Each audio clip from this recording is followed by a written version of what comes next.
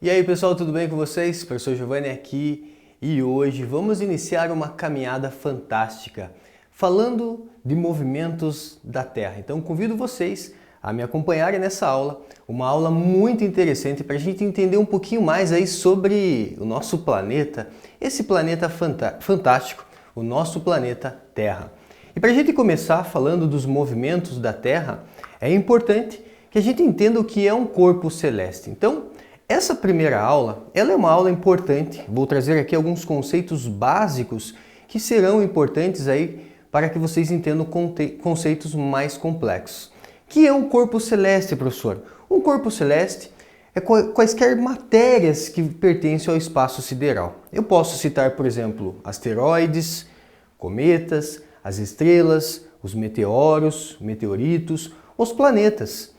O nosso planeta, ele é um corpo celeste. Podemos citar satélites artificiais e satélites naturais, como por exemplo, o nosso satélite natural é a Lua. Então veja, talvez alguns desses corpos celestes você fale assim, professor, eu não sei o que é um meteoro, eu não sei o que é um meteorito, um asteroide, qual a diferença?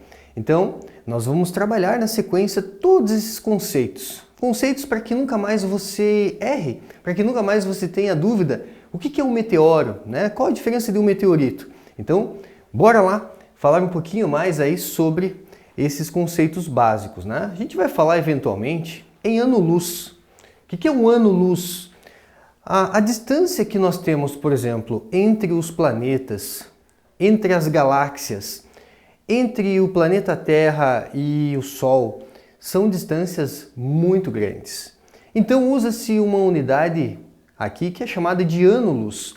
Com relação ao ano-luz, então, só para que você entenda, professor, mas quanto vale um ano-luz? Então, um ano-luz, para você ter uma ideia, aqui nós relacionamos com a distância que a luz percorre no vácuo em um ano. Você sabe que a luz, né, ela está relacionada aí ao percorrer o vácuo em um ano. Você pensa assim, puxa vida, quanto tempo será que a luz, né, leva para percorrer uma distância em um ano? Então nós temos aqui a seguinte relação, em algo que você talvez já é mais familiarizado, que é a questão do quilômetro. Então, um ano-luz equivale à distância que a luz percorre no vácuo durante um ano. Isso equivale a 9,5 trilhões de quilômetros. Caramba, professor! Então é distância pra caramba. Sim. Então, precisa decorar isso? Não. Mas toda vez que eu falar um ano-luz, é importante que você entenda então que é uma distância muito grande. Podemos relacionar ainda aqui, ó. Depois do Sol, a estrela mais próxima que nós podemos fazer aqui uma referência é uma estrela chamada de Alfa Centauro. A Alfa Centauro, ela está a 4,3 anos-luz do nosso planeta. Quanto vale 4,3 anos-luz do planeta Terra? Só para você ter uma ideia, a luz que nós estamos vendo nesse momento, por exemplo, vamos imaginar que a gente está vendo a luz emitida aí pela Alfa Centauro, ela já foi emitida há 4,3 anos atrás. Então, é só para que você tenha uma relação. Anos-luz, 4,3 anos de distância. Então, essa luz emitida que a gente está vendo, ela já foi emitida há 4,3 anos atrás. Caramba, né? Então, veja que anos-luz realmente é uma unidade que vai representar uma grande, bem significativo, né? Uma grande distância. Em relação a planeta, como que a gente define planeta? Planeta é um astro que gira em torno de uma estrela ou do Sol, né? Lembrando que o Sol também é uma estrela. Então, gira em torno de uma estrela ou do Sol e que dele recebe luz. A gente vai ver mais adiante que existem corpos celestes iluminados e não iluminados. E, por exemplo, o nosso planeta ele não é iluminado. Ele não tem uma iluminação própria. Ele é iluminado pelo Sol, por uma estrela. Então, a planeta Terra é classificado como um planeta. Qual seria o nosso lugar no universo? Então, a nossa galáxia, para que você possa de repente dizer onde que eu vivo no universo, qual é o nosso endereço no universo? A Via Láctea. Mas a Via Láctea é a única galáxia? Não, existem 200 bilhões de galáxias. Caramba, a Via Láctea é só uma entre 200 bilhões de galáxias. E aí a gente pode fazer a seguinte relação. Você tem aqui um aglomerado, um grupo local. Então, em relação ao universo observável, né? Então você tem aqui a nossa galáxia, que é a Via Láctea. E aí você vai ter um aglomerado de galáxias. Dentro desse aglomerado de galáxias existe um super aglomerado de galáxias. E aí a gente tem o que nós chamamos de universo observável. Então, universo observável, super aglomerado chamado de Laniakea. Então, qual é o nosso super aglomerado, professor? Super aglomerado Laniakea. Qual é o nosso aglomerado? O grupo local. E qual é a nossa galáxia? A Via Láctea. Então, aqui o nosso endereço no universo. Super aglomerado Laniakea, grupo local, Via Láctea. Falando um pouquinho mais da Via Láctea, quantas estrelas formam a Via Láctea? Uma questão de curiosidade, você não precisa decorar isso, né? Aqui a gente está num momento da ciência que é muito interessante. É muito interessante você entender um pouquinho mais do universo, um pouquinho mais do nosso planeta, como que esses corpos celestes se relacionam. Então, muitas informações é mais por curiosidade. O que for importante eu vou destacando para você. Isso aqui você tem que saber. Então, saber a definição de um planeta é importante. A Via Láctea tem lá 250 bilhões de estrelas. 100 mil anos-luz de diâmetro. Caramba, 100 mil anos-luz de diâmetro tem aí a nossa galáxia ali, né? A Via Láctea. Então aqui você vê a Via Láctea, a gente pode dar um zoom e aí você tem ali noção do sistema solar. O sistema solar é bem conhecido, né? Quando a gente fala de sistema solar, é aquele sistema que você tem o Sol e tem os planetas orbitando ao redor do Sol. E aí nós temos lá o nosso planeta, o planeta Terra. Em relação ao sistema solar, a nossa estrela é a estrela Sol, né? Em relação ao Sol, o que eu preciso saber, professor? Em relação ao Sol, ele emite luz e outros tipos de radiações. Então, é uma estrela, emite luz e outros tipos de radiações. Nossa principal fonte de calor. Nossa, professor, então quer dizer que se o Sol desaparecesse, a gente teria um problema? Sim, a gente teria um problema.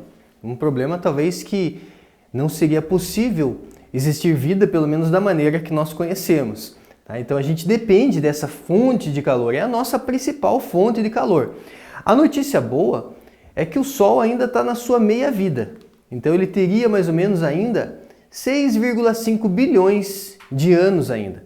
Então, nossa, professor, 6,5 bilhões de anos é anos aí pra caramba, né? É tempo pra caramba. É tempo pra caramba. Então, a gente pode ficar tranquilo por enquanto. Mas daqui 6,5 bilhões de anos, pode ser que a gente precise encontrar um outro Sol.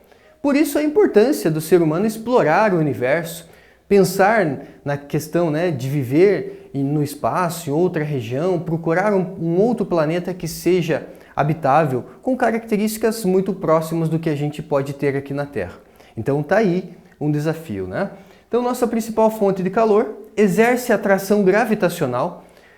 O Sol, ele é uma estrela.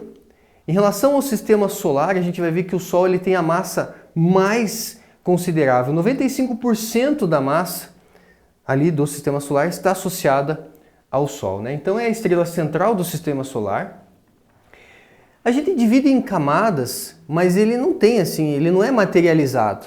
Ele é gasoso, formado principalmente ali por hidrogênio e principalmente por hélio, né? Então você vê que a gente divide ele em camadas, mas são camadas gasosas.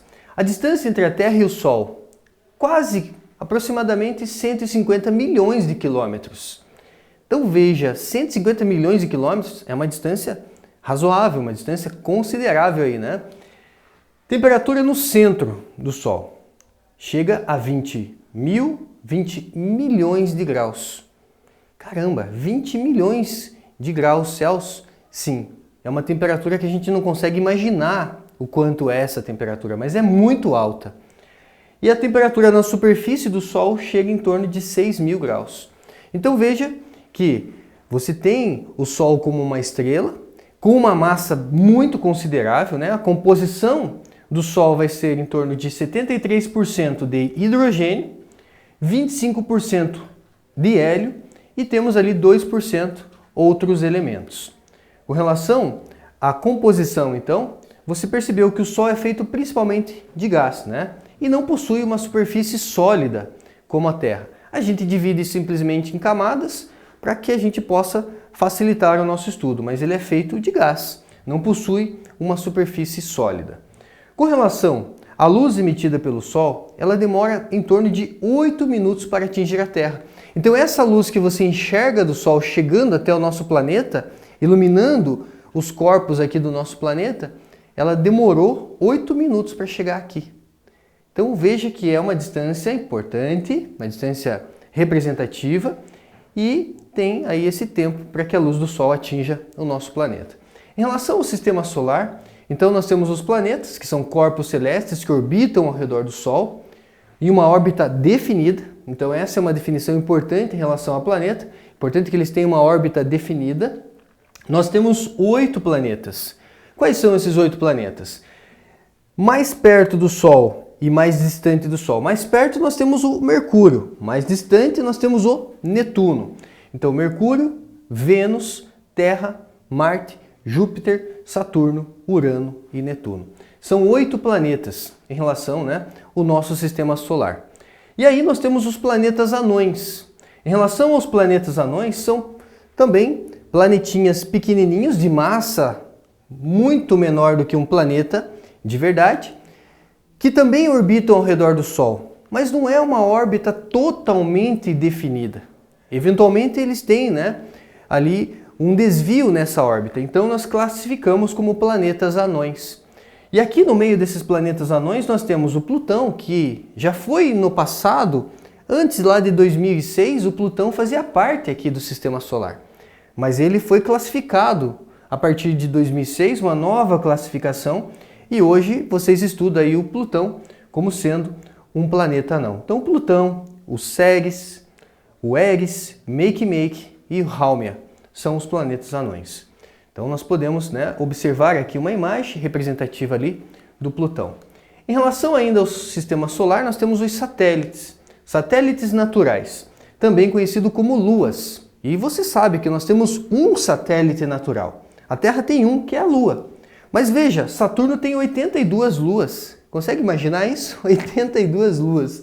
E o Sistema Solar como um todo deve ter pelo menos, o que nós conhecemos, pelo menos 214 luas são conhecidas. Pode ser que tenha mais? Pode ser que tenha mais. A gente tem muito a ser explorado, a ser estudado ainda. Então, satélites naturais são astros que orbitam planetas e corpos menores. Então, eles não estão orbitando o Sol, eles estão orbitando planetas. Então, a gente considera isso como satélites naturais, como luas. Nós temos os asteroides. Senhor, o que é um asteroide? Um asteroide é um objeto rochoso que pode ter ali um formato variado, desde um pedregulho até 1000 km de diâmetro. Então isso é um asteroide. A maioria dos asteroides nós encontramos no cinturão orbitando Marte e Júpiter. Então estão ali na órbita de Marte e Júpiter. Então objetos rochosos de formato variado, asteroide. O que é um cometa? Um cometa são objetos pequenos e irregulares. E a gente pode entender que a superfície de um cometa é coberta de gelo. Senhor, o que é aquela cauda que a gente vê do cometa? Quando se aproxima do Sol, já que ele tem a superfície coberta de gelo, esse cometa ele se aquece e vai liberar um pó e gases. E aí a gente vê aquela cauda.